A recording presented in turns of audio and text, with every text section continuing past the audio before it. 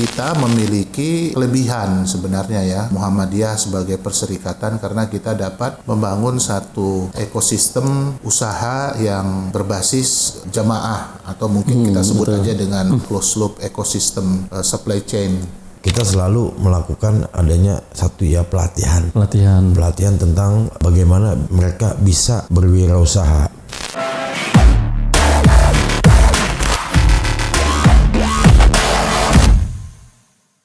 Assalamualaikum warahmatullahi wabarakatuh. Sahabat Al-Mujahidin TV dimanapun berada, alhamdulillah kita bertemu kembali dalam program Bepanderan Santai di channelnya Al-Mujahidin TV Banjarmasin.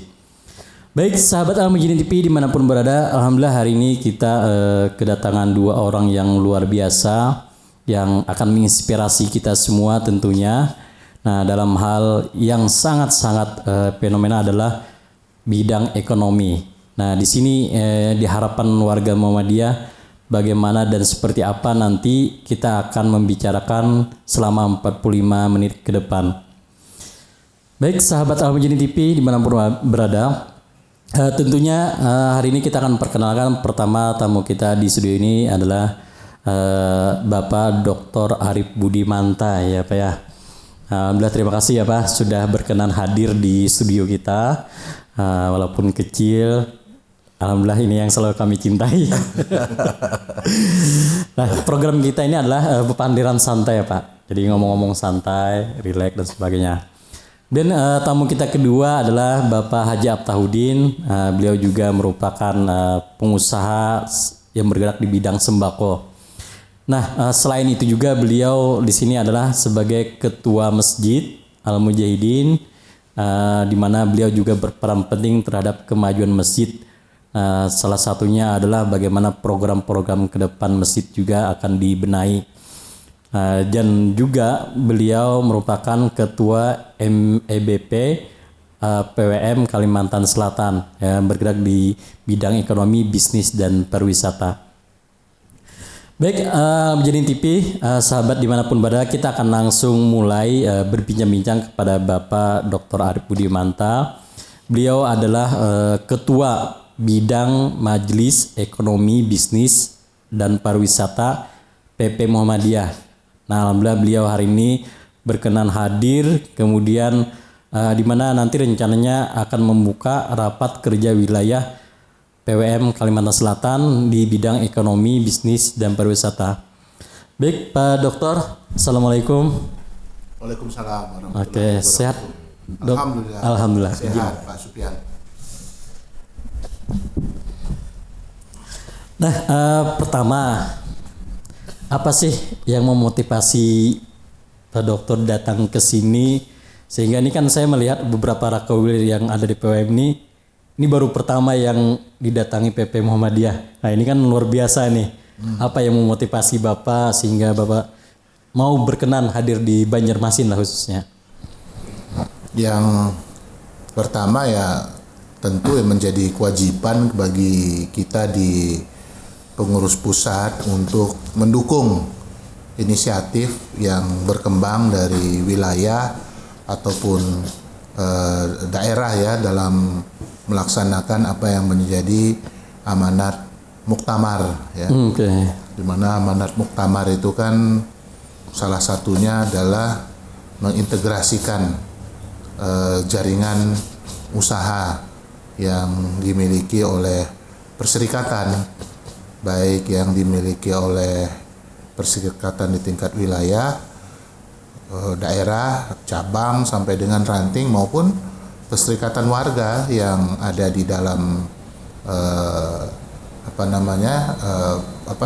usaha warga ya, yang dimiliki oleh warga yang ada di tingkat wilayah, cabang ataupun daerah, karena memang prinsip usaha ataupun bisnis di Muhammadiyah itu kan berjejaring ya.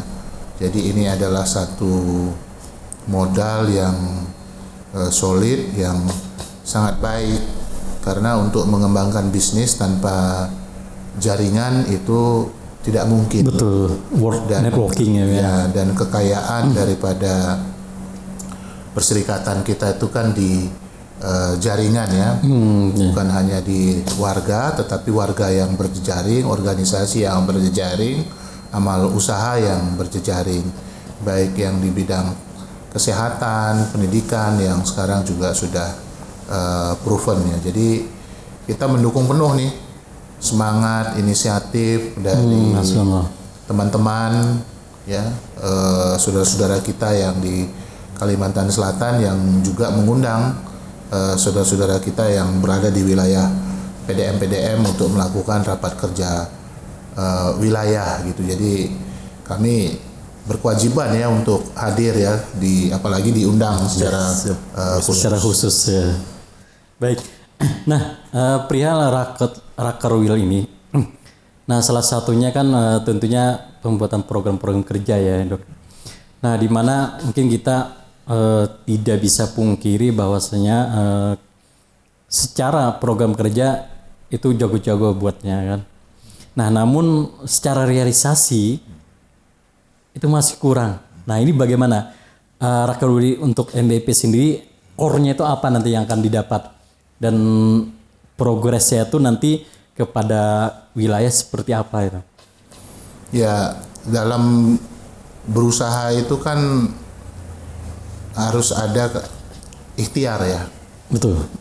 Di ikhtiar itu ada kesabaran. Jadi tidak ada yang namanya aktivitas bisnis itu begitu diniatkan kemudian instan besoknya jadi besar gitu. Itu jarang lah yang terjadi yang seperti itu.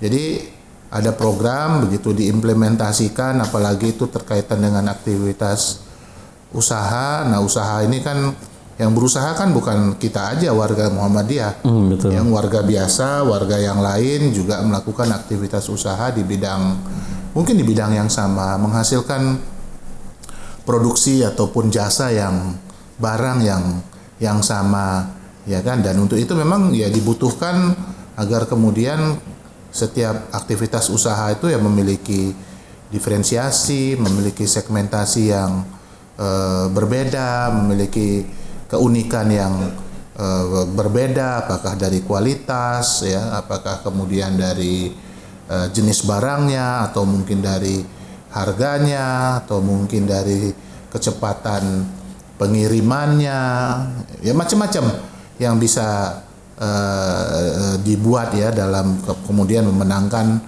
kompetisi ya di pasar gitu. Nah, dalam konteks itu kita memiliki kelebihan sebenarnya ya, Muhammadiyah sebagai perserikatan, karena kita dapat membangun satu ekosistem usaha yang berbasis jamaah, atau mungkin kita sebut aja dengan dalam ekonomi itu ya closed loop ecosystem supply chain gitu. Jadi misalnya apa yang yang dikerjakan oleh Pak Haji Atta sekarang ini dalam mendistribusikan barang-barang sembako ya. Misalnya contoh ambilnya beras lah, katakanlah misalnya sebagai contoh ya.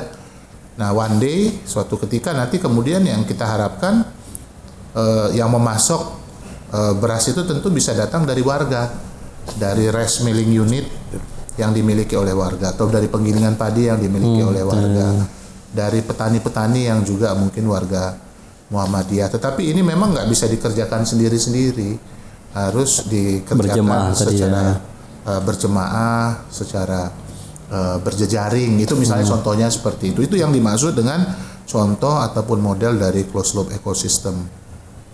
Nah, kalau kita baru bicara beras ya, bicara petani, bicara penggilingan. Tapi di balik itu semua kan tentu juga nanam padi membutuhkan input produksi. Ya kan, input produksinya apa? Ada benih, ada pupuk, misalnya ya kan. Kemudian mungkin ada kebutuhan terhadap pengendalian hama penyakit tanaman, sehingga butuh obat, butuh pestisida misalnya sebut. Dan itu semua potensi bisnis yang bisa dibangun dan bisa digerakkan. Nah, kemudian dia butuh misalnya benih-benih yang bagus, katakanlah misalnya seperti butuh pendampingan agar kemudian petani-petaninya memiliki kompetensi yang lebih baik. Nah, itu bisa dikerjasamakan dengan sekolah-sekolah yang dimiliki oleh Muhammadiyah, universitas misalnya. Kalau misalnya ada fakultas pertanian. Butuh bibit yang bagus, mungkin sekolah-sekolah kita dari Universitas Pertanian bisa juga menghasilkan benih-benih yang unggul untuk padi misalnya sebagai salah satu contoh. Itu bagian daripada pendekatan close loop ya. Jadi melihat bisnis sebagai opportunity, tetapi juga dikawinkan dengan kekuatan kompetensi yang dimiliki oleh perserikatan di bidang pendidikan. Contohnya misalnya seperti itu. Nah, hal lain lagi, contoh misalnya yang sudah dilakukan oleh perserikatan pada saat ini dalam bidang usaha di bidang kesehatan. Kita kan banyak rumah sakit ya, mulai dari rumah sakit kelas B sampai yang tingkatnya klinik Pratama gitu. Dan kita tahu bahwa kalau yang rumah sakit kan butuh banyak sekali peralatan ya, bukan hanya SDM, jadi juga peralatan, obat-obatan, alat kesehatan gitu.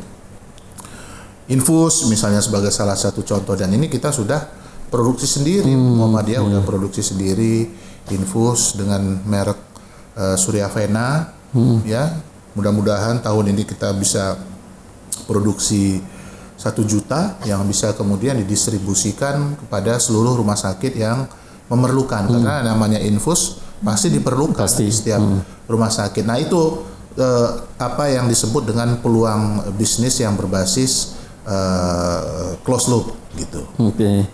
Baik, Dok, kalau kita berbicara bisnis mungkin kan high level nih ya. Ya, panggil Arif aja, panggil Dok. Kita kalau berbicara bisnis mungkin di high level ya. Nah, ini kalau kita tarik lagi ke bawah kan lebih meningkatkan bagaimana ekonomi warga masyarakat kita. Sebagaimana seperti hal pepatah presiden ya, ekonomi berkedaulatan, sosial dan adil yang merata ya, Dok ya. Nah, kendala di UMKM sendiri kan tentunya banyak nih. Nah, salah satunya kalau saya berpikirnya adalah pertama itu SDM, bukan modal. Walaupun modal, kadang banyak orang punya modal, cuman dia bingung mau ngapain kan dengan modalnya. Nah, seperti apa nanti peranan di MBP sendiri untuk mengakomodir hal-hal seperti ini, Dok? Nah, tentunya kan kita berharap nih UMKM ini menjamur lah, khususnya di warga Muhammadiyah. Nah, seperti apa nanti peranan kedepannya MBP sendiri? Ya, ada 3 hal ya kalau kita ingin meningkatkan kualitas ataupun menaik kelaskan usaha mikro kecil menengah kita ini, ataupun usaha yang dilakukan oleh warga Muhammadiyah di level menengah dan mikro gitu ya. Satu tentu peningkatan kompetensi daripada keterampilan daripada pelaku usaha itu sendiri. Nah, untuk itu maka kemudian majelis memfasilitasi ya diadakannya semacam pelatihan-pelatihan. Contoh misalnya kalau di pusat ya, yang bagaimana agar kemudian bisa lebih mudah untuk go digital ya, memahami tentang cara-cara menjual yang berbasis kepada digital misalnya. Setuju, Dok. Ya, itu misalnya ya. Seperti itu, karena menjual yang berbasis langsung ya dengan digital itu kan beda. Sangat beda. Minimal kan fotonya tuh harus ada fotonya, foto dari produk. Nah, foto dari produk itu cara memotonya juga kan itu kan berbeda dengan orang melihat langsung. Bagaimana membuat tertarik itu juga satu hal yang membutuhkan skill gitu ya. Kemudian yang kedua tentu dari sisi kualitas dari produk itu sendiri agar kemudian bisa menarik di pasar, karena sekali kita go digital ya untuk produk, maka kemudian itu sama dengan go global. Betul. Ya, kalau berbasis internet itu pasarnya itu bukan hanya ada di Banjarmasin, tapi udah sampai dengan Papua. Mungkin orang dari warga Muhammadiyah di Belanda bisa lihat, warga Muhammadiyah yang jadinya ada di Amerika bisa lihat gitu produk-produk kita gitu. Itu baru ngomongin warga, tapi yang bukan warga juga kan punya akses yang sama untuk melihat barang kita. Itu yang go digital dalam kerangka untuk meningkatkan keterampilan. Nah, insya Allah mohon doanya nanti dimulai tahun depan yang terkait dengan sisi digital ini, mungkin aspek security dan lain sebagainya, kita akan melatih nanti secara nasional 25.000 secara berkelanjutan. Jadi memang udah ada komitmen kerjasama dengan mitra kerja kita ya di majelis seperti itu. Nah kemudian yang kedua juga mungkin dalam waktu dekat yang keterampilan tadi itu ya, bagaimana go digital itu dari sisi marketing ya, sehingga kemudian bisa bersaing di pasar digital. Nanti ini bulan Juli akan kita adakan, nanti mudah-mudahan warga Muhammadiyah di Banjarmasin tuh bisa ikutan ya. Amin. Karena itu diselenggarakan di Jakarta. Amin. Jadi semacam expo gitu ya dok ya? Enggak, ini pelatihan ya, untuk meningkatkan kompetensi tadi kan.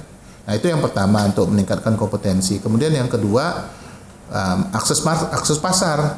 Nah, begitu kita go digital, berarti kemudian itu kan membuka akses pasar. Ya kan, secara tidak langsung pasar kita balik lagi seperti yang kami katakan, bukan hanya pasar lokal tapi udah menjadi pasar nasional dan global gitu. Nah kemudian yang ketiga, kalau akses pasarnya terbuka kan dibutuhkan modal. Nah modal tentu banyak program-program pemerintah untuk akses permodalan ini, dan majelis siaplah untuk melakukan proses fasilitasi, misalnya menemukan, mempertemukan dalam forum-forum bisnis, agar kemudian antara institusi pembiayaan dengan si pelaku-pelaku usaha bisa matching, itu yang kita sebut dengan business matching gitu. Jadi kompetensi, pasar, modal itu menjadi satu kesatuan agar kemudian usahawan-usahawan kita, saudagar-saudagar kita di Muhammadiyah bisa naik kelas dan berkembang. Betul. Baik dok, jawaban tadi sebenarnya pertanyaan ketiga saya perihal digitalisasi. ya sudah dijawab. Ya memang kita melihat ya pada saat ini, jujur ya, betul, saya juga pengamat media sosial ya. Salah satu contoh sekarang orang jualan lebih banyak di TikTok ya, itu yang luar biasa sekali. Nah Muhammadiyah sendiri jangankan mau jualan di TikTok, dok, pakai TikTok aja belum bisa lagi. Nah itu yang jadi jadi dilemanya kita kan. Nah salah satu contoh kita ini kan media dakwah ini, awalnya kita di YouTube, ini saya coba sasar ke Instagram, saya sasar ke TikTok. Alhamdulillah selalu ada peningkatan gitu kan. Sehingga nah pada saat kita nge-share TikTok itu, warga Muhammadiyah masih banyak yang belum mempunyai TikTok. Jadi cuman mungkin dari beberapa, anggap saya punya grup warga Muhammadiyah itu sekitar 3.000-an ya. Palingan saya lihat daya tonton paling cuma 10 orang. Nah, sehingga di sini melihat secara digitalisasi warga Muhammadiyah itu sangat-sangat kurang sekali. Nah, saya setuju bahwa saya mungkin salah satunya adalah diadakannya pelatihan kompetensi untuk digitalisasi dan kena dengan coach yang benar-benar paham dengan digitalisasi. Karena saya juga pernah ikut di Muhammadiyah juga perihal ternyata yang ngasih materi kok lepas gitu kan. Apalagi kan sekarang ada namanya marketing online dan marketing offline ya dok ya. Nah progres inilah yang mungkin yang diharapkan pelaku-pelaku UMKM khususnya di Banjarmasin, karena kita melihat pelaku-pelaku pernah kita mengadakan bajar di sini ya dok ya. Kemudian juga ada di setiap minggu itu di Masjid Al Jihad juga. Nah namun kita melihat salah satu jadi pertanyaan yang tadi sore, bagaimana kami mencari pasarnya kan.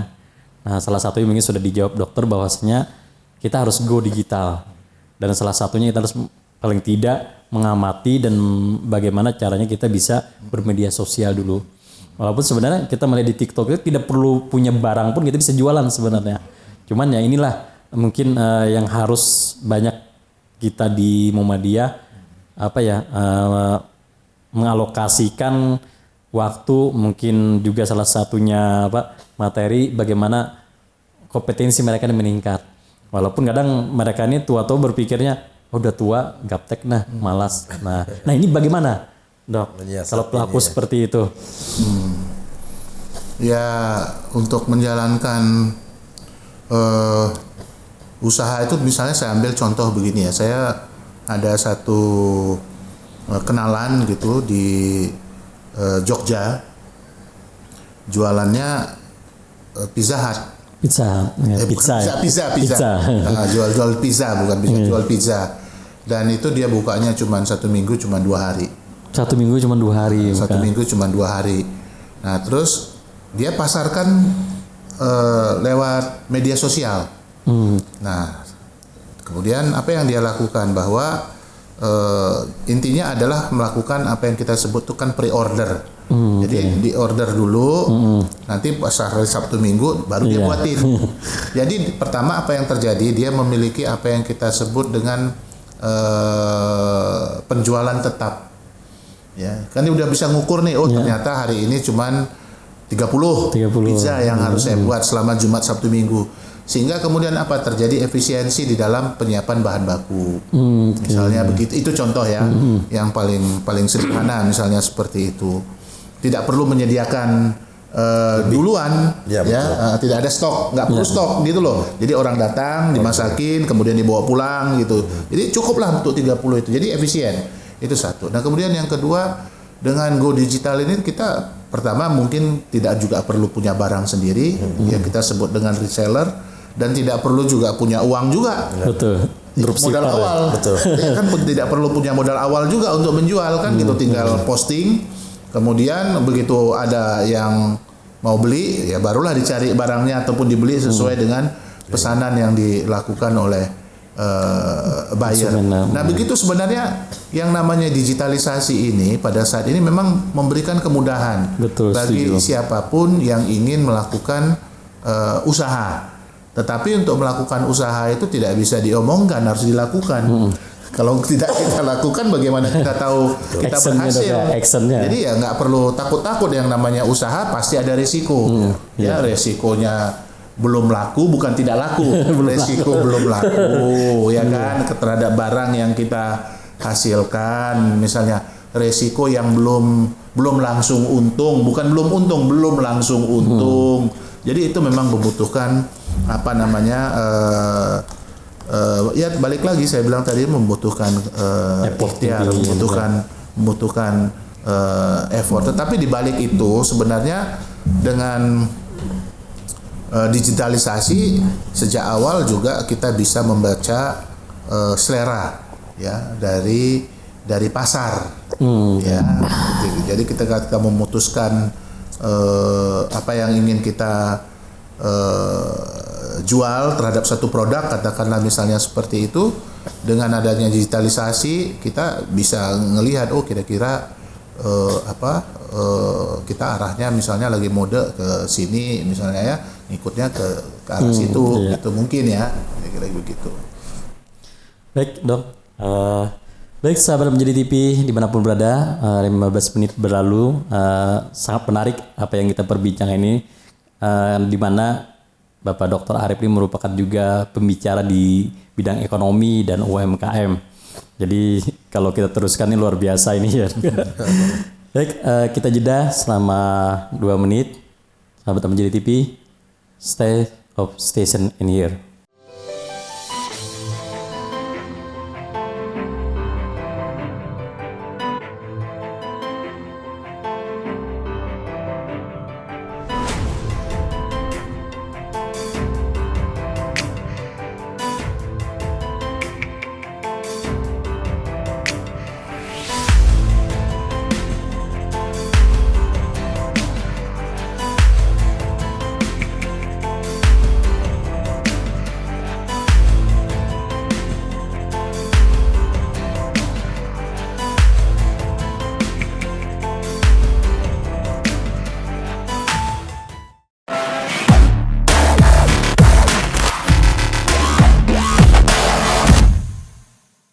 Sahabat Menjadi TV dimanapun berada, kita kembali lagi bersama Bapak Dr. Arif dan Haji Attahuddin, bincang-bincang atau bepandiran santai berkenan dengan lebih arah ke peningkatan ekonomi khususnya warga Muhammadiyah. Nah, di season kedua ini kita akan lanjut ke Haji Atta ini sebagai Ketua MEBP PWM Kalimantan Selatan. Baik, Pak Haji Atta, selamat malam. Malam. Gimana Pak Haji, sehat? Alhamdulillah. Mewawancarai orang-orang terdekat. Nah, Pak Haji, ini luar biasa nih melihat terobosan daripada Majelis Ekonomi Bisnis Pariwisata ini kan. Salah satunya sudah ada 2 kegiatan yang kita lihat ya. Walaupun kita mungkin memahami bahkan uang pribadi ini keluar kan.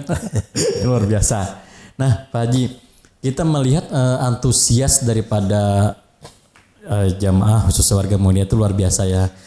Dimana kalau kita di swasta itu kan bahasanya untuk menghadiri sesuatu kan harus ada perdimnya ya. Betul. Nah ini kan mereka dari batu licin dan sebagainya itu tidak ada uang perdim kan, tapi mereka mau hadir itu. Nah yang jadi kendala daripada UMKM sendiri adalah mereka belum ada punya naungan. Nah salah satu mungkin Pak Haji kan punya koperasi. Nah namun kan secara global ini kan semua kalangan ya. Nah kalau di Muhammadiyah sendiri kan saya pribadi melihat belum ada nih. Nah ini bagaimana Pak Haji? Ada progres apa ke depannya untuk menaungi atau mewadahi daripada UMKM yang mulai naik lah, mulai subur. Jadi gini, intinya pada saat ini kita dari Majelis Ekonomi akan membentuk satu wadah nantinya, yang mana mereka itu akan kita tampung dalam kegiatan-kegiatan mereka. Sepertinya nanti yang telah kita lakukan pada saat ini adalah melakukan pelatihan-pelatihan. Apapun yang akan dijalankan, adik-adik kita juga banyak ya yang canggih, yang istilahnya teknologinya tidak diragukan lagi. Kemarin sudah kita bentuk grup juga. Arahnya memang pada saat ini para UMKM itu kebingungan kemana sih aku ini. Iya gitu betul loh. Tanpa arah nih Betul. Sekarang ada kaptennya dong.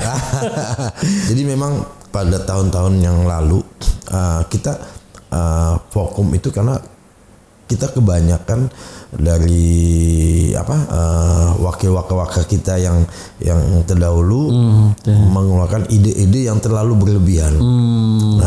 Jadi bilang saya gini, kalau yang terlalu berlebihan itu nanti kita pertanggungjawabannya akan berat gitu loh. Jadi dari kecil dulu lah kita coba, kita dasarin. Nah dengan adanya ini kita selalu melakukan adanya satu ya pelatihan tentang bagaimana mereka bisa berwirausaha.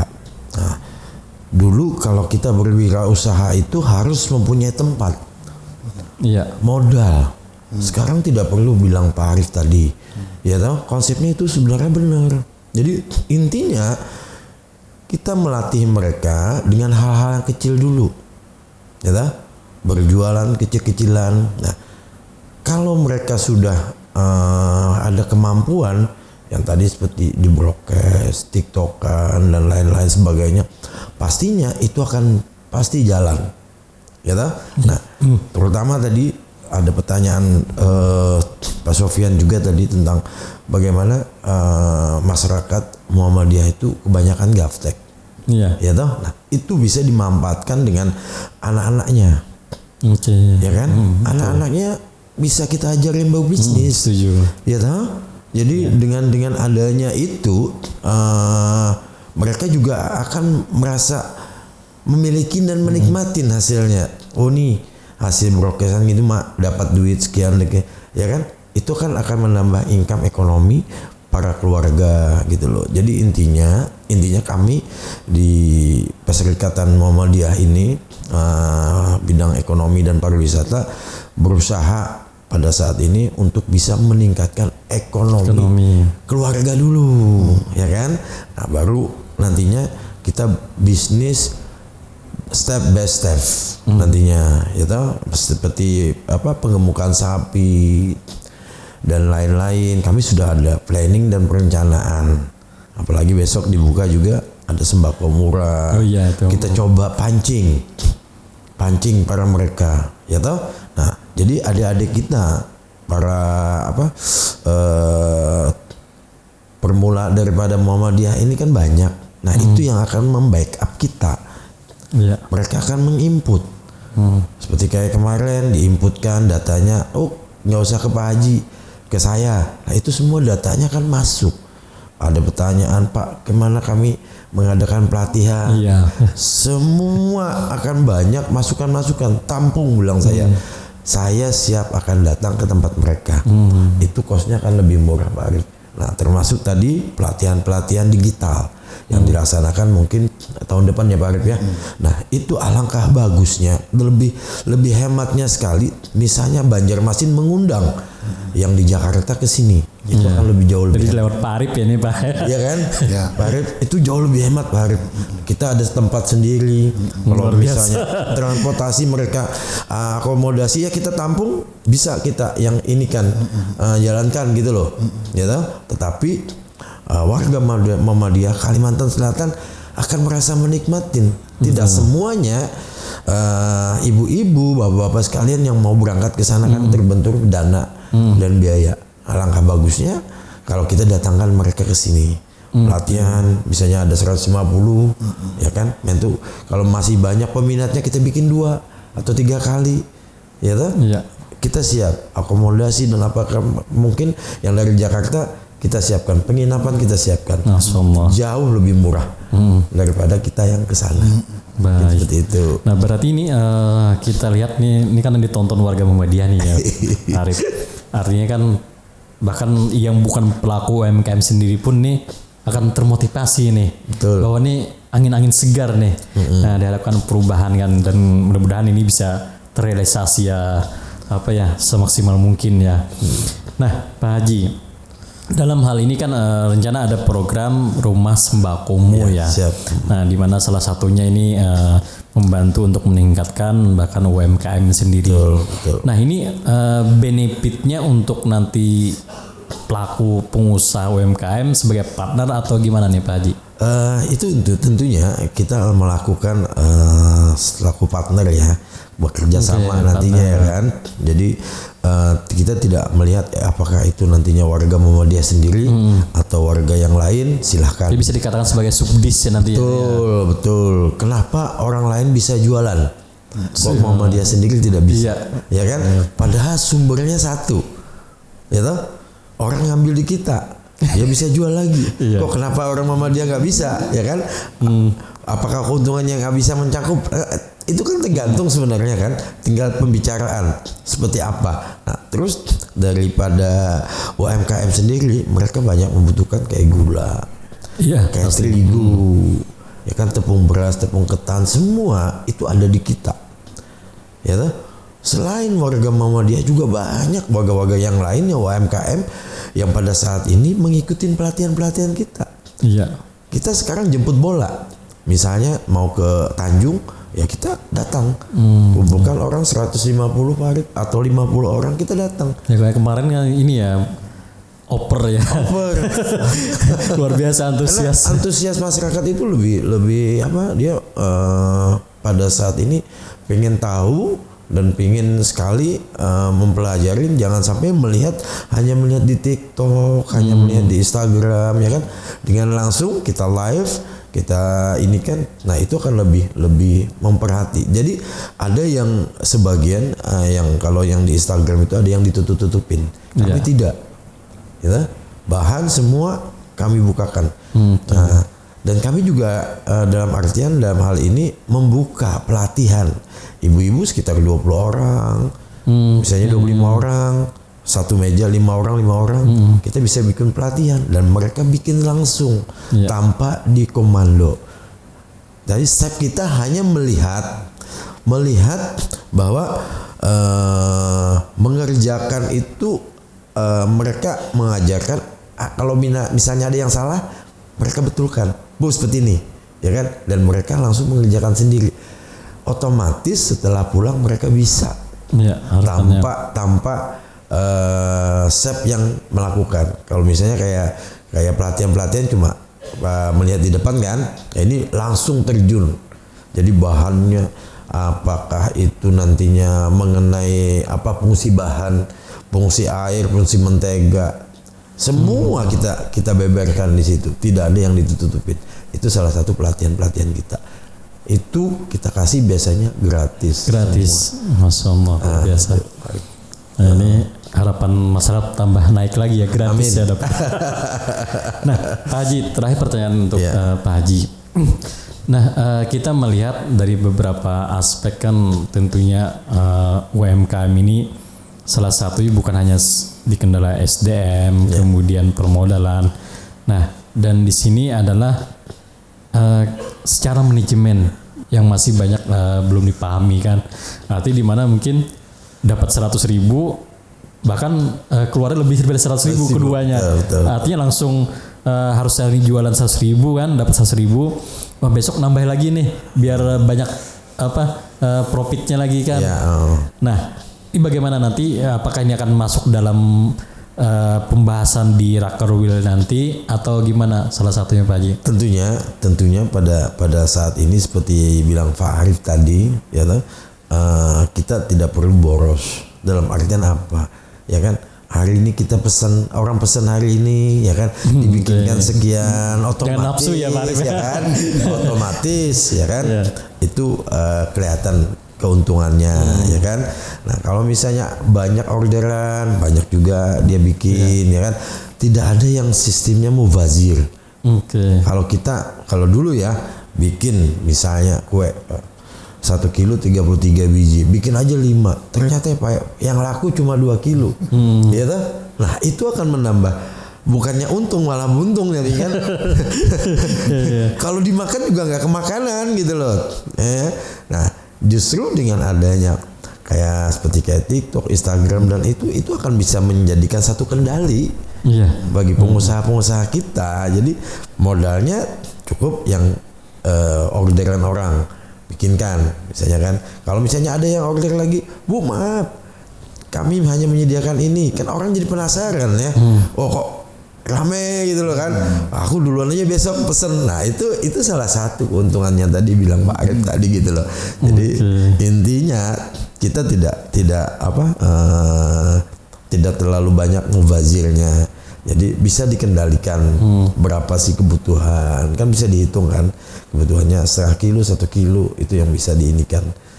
Nah, berarti semacam apa ya, pengendalian diri ya dalam hal manajemen ini ya, Pak. Nah kemudian Pak Haji ke Pak Arif juga. Nah hal-hal yang kadang UMKM ini menjadi kendala yang paling fenomena adalah di mana UMKM ini kadang secara mental itu kan mereka cepatnya dropnya downnya.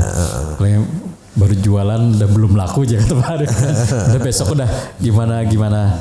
Nah mungkin bagaimana memotivasi orang seperti ini mungkin dari Pak Arif dulu sebagai pelaku ekonomi ini Pak Arif. Ya memang harus kuncinya cuman sabar ya. Sabar. Ya, sabar gitu. Itu kunci ya. Karena kebetulan saya ini anak pedagang ya. Pedagang benar-benar di pasar. Jadi ikut bagaimana bersama-sama ibu jagain toko gitu ya. Jadi ya memang ada kalanya rame, ada kalanya enggak. Pertama kali kita buka toko juga nggak langsung laku juga hari itu gitu, mungkin siangnya atau besoknya gitu, tapi kan toko tetap harus kita buka karena udah ada barang. Dan itu kan tidak seperti saat ini ya. Maksud saya tidak seperti saat ini kita harus stok barang gitu. Kalau sekarang kan nggak harus stok barang gitu. Misalnya contoh ya, saya punya, balik lagi nih contoh nih paling sederhana, punya teman yang kebetulan istrinya itu suka masak. Ya, istrinya suka masak dan kerja gitu, dan terus dia masakannya ini dia dimintain coba-coba gitu ya dengan teman-temannya, ternyata cocok gitu, kemudian dia mencoba menjual itu secara komersial pelan-pelan. Tapi dengan cara tadi itu pre-order tadi itu, yang mengantarnya cuma hari Minggu, itu diantar pakai ojek nganternya gitu ya, pakai ojek. Jadi kalau kita pesan dan harganya cukup mahal, yang dia jual tuh laksa. Nah, jualannya jualan laksa. Jadi cuma hari Minggu. Jadi kalau mau mesen itu hari Senin sampai hari Jumat. Request order dulu lah. Berarti waiting list ya adalah. Mesennya hari Senin sampai hari Jumat. Dari situ dia ketahuan tuh. Saya cuman dapatnya katakan balik lagi deh 10, ya udah nanti mie-nya kira-kira untuk 10 order, nanti beli udangnya juga untuk cukup itu, beli wadahnya juga cukup itu gitu. Jadi sebenarnya balik lagi kalau soal manajemen keuangan dengan adanya digitalisasi ini itu memudahkan kita untuk mengatur inventory, mengatur cash flow, pengeluaran uang dan masuk gitu. Itu memudahkan kita, itu namanya digitalisasi itu. Dan memang harus ke arah sana ya. memang harus ke arah sana. Dan seringkali kemudian ketika kita berkenalan dengan lembaga jasa keuangan, kadang-kadang lembaga jasa keuangannya udah punya sistem, kita tinggal ikut aja dengan sistem yang ada itu, sistem inventory yang ada itu gitu. Jadi semuanya nggak kehilangan jejak. Tapi intinya ya adalah berusaha itu ya sabar tadi ya. satset. Ya, itu satu satset. Kemudian yang kedua harus sabar. Iya, sabar ya. Pak Haji pasti apa ya namanya, kalau nggak satset sama sabar pasti nggak sebesar ini. Tadi mengalami ya. Betul sekali. Oke, baik. Sahabat Amjadin TV dimanapun ada, kita jeda dulu untuk sponsor.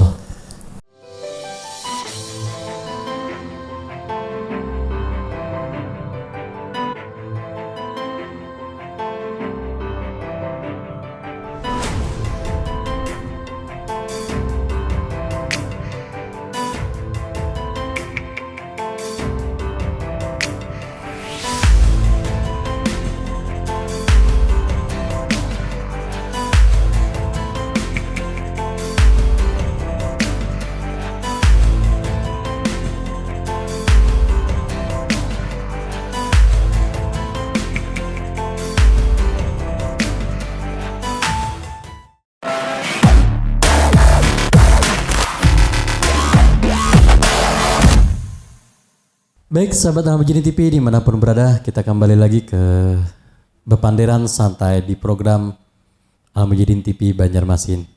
Nah di sesi ketiga ini kita akan mendengarkan sedikit mungkin semacam apa ya, bagaimana sih pengelolaan dan peningkatan UMKM khususnya di Banjarmasin. Nah pertama ke Bapak Dr. Arif dulu.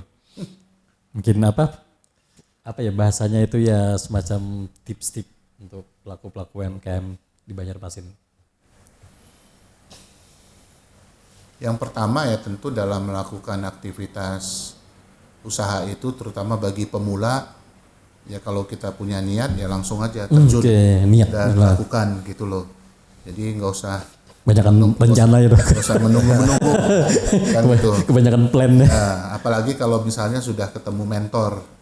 Seperti Pak Haji Ahta gitu. Ini kan udah mentor sekaligus juga gua rantor sebagai garansi gitu ya. Jadi itu akan lebih memudahkan gitu. Itu yang pertama. Nah kemudian yang kedua ya, menjadi pedagang itu mulia. Ya, apalagi kalau kemudian kita menjadi pedagang mempekerjakan orang juga untuk membantu. Itu artinya kita kan bisa menciptakan lapangan kerja. Kan gitu, dan itu adalah satu hal yang sangat mulia ya, mulia bagi sisi kehidupan keagamaan, tetapi juga mulia ya di mata kehidupan di pemerintahan ataupun di negara, karena penciptaan lapangan kerja melalui aktivitas usaha itu menjadi penting ya. Nah kemudian yang ketiga, jangan ragu ya, karena pemerintah tuh pada dasarnya mensupport, mendukung pengembangan kewirausahaan, baik itu dari sisi akses permodalan, akses pasar, ya asal kita rajin mencari informasi, kemudian berhubungan secara sosial, ya berserikat, tidak ada alasan lah, insya Allah pasti akan bisa maju. Ya setuju loh. Jadi ada beberapa teman juga pelaku UMKM, jadi dia sering dapat bantuan-bantuan misalnya peralatan, mesin dan sebagainya. Nah kalau dari Haji Atta sendiri bagaimana nih sebagai pelopor nantinya di rumah sembakomo ini? Jadi kita berusaha semaksimal mungkin bagaimana nantinya warga-warga Muhammadiyah bisa mengambil atau menjalankan sebagai misi dan misi kita sendiri, khususnya nanti pada saat kita launching besok, insya Allah itu kita selalu memperhatikan apa sih yang menjadi kekurangan kita, kelebihan kita, ya kan, supaya adik-adik di Muhammadiyah itu sendiri bisa mengambil kesimpulan bahwa ini barang sangat dibutuhkan oleh masyarakat. Gitu. Kita karyakan mereka, kita bantu mereka supaya pada saat nantinya supply tepat waktu, jangan sampai hari ini orang mau produksi segera nanti ditunda-tunda, ya kan. Nah itu harus juga diperhatikan. Nah karena untuk produksi itu harus intinya sesegera mungkin untuk kita penuhin. Beda dengan kebutuhan rumah tangga, ya kan. Rumah tangga hari ini pesen misalnya kita berikan waktu, besok baru diantar. Tapi kalau UMKM itu harus sesegera mungkin. Itu Jadi excellent service. actionnya betul. Jadi semuanya itu harus bisa kita mengatur waktunya. Jangan sampai kita sendiri pengantaran ke UMKM khususnya yang ada di luar itu hari ini pesan langsung kita antar. Jadi sesegera mungkin. Jadi armada kita ya cukup lumayan banyak ya, sekitar 40 armada. Karena melihat kebutuhan mereka juga. Kebutuhan mereka. Jadi apa yang kendala di lapangan misalnya ada solar dan apa, kita harus komunikasi supaya pada saat pengiriman kita tidak menjadi gendala yang berarti. Jadi khususnya nanti kalau misalnya itu jalan, kita usahakan dan kita bimbing mereka supaya pelayanan itu adalah sangat penting sekali. Oke, setuju. Jangan sampai Muhammadiyah kita berjuang di atas, yang di bawahnya kendor. Nah itu menjadikan masalah nantinya. Nah, diperlukannya tadi jamaah tadi ya. Jemaah tadi, betul. Salah satunya untuk peningkatan networking tadi. Betul. Baik, sahabat Abujidi TV dimanapun berada, kami ucapkan terima kasih kepada Pak Dr. Arif Budimanta yang luar biasa sudah bisa berhadir ke sini. Sebenarnya banyak sih lagi pengen ditanya perihal ekonomi bisnis ya, karena ini merupakan apa ya, tolak ukur hidupnya manusia ya Dok ya, dimana ekonomi ini sangat berpengaruh sekali. Bahkan gara-gara ekonomi juga banyak yang bunuh diri dan sebagainya. Nah, terima kasih juga kepada Pak Haji Aptahuddin selaku Ketua MBP Kalimantan Selatan. Nah, semoga apa yang mau direncanakan ke depannya ini berjalan dengan baik. Amin. Karena ini merupakan terobosan baru tentunya kita melihat, dan ini merupakan angin segar luar biasa bagi para pelaku UMKM. Karena selama ini mungkin apalagi setelah terjadinya COVID ya Dok ya, banyak hal yang bahkan proses untuk bangun pun agak susah ya ini ya. Nah, terima kasih lagi kepada Dr. Arif, Pak Haji Aptah. Baik, sahabat Abujidi TV dimana berada, setelah kita tadi beberapa berbicara atau berpandangan santai, semoga apa yang kita sampaikan hari ini, yang disampaikan Pak Dr. Arif Budimanta selaku Ketua Majelis Muhammadiyah di bidang ekonomi, dan juga beliau merupakan salah satu dosen dan pembicara di bidang ekonomi. Nah, ini menjadikan kita lebih termotivasi. Nah, salah satu yang kunci yang saya pegang adalah sabar ya. Sabar. Itu intinya. Dan juga kami ucapkan terima kasih kepada Haji Aptahuddin juga. Nah, ini juga inspirator daripada pelaku UMKM di Banjarmasin dan lebih luasnya Kalimantan Selatan. Baik, sahabat Abujidi TV, sampai ketemu lagi di podcast selanjutnya. Nanti kita akan hadirkan narasumber atau tamu-tamu yang akan selalu menginspirasi kita. Abujidi TV selalu di hati. Saya Supian Suri undur diri. Assalamualaikum warahmatullahi wabarakatuh. Waalaikumsalam warahmatullahi wabarakatuh. Terima kasih Mas Sufyan. Pak Haji, terima kasih.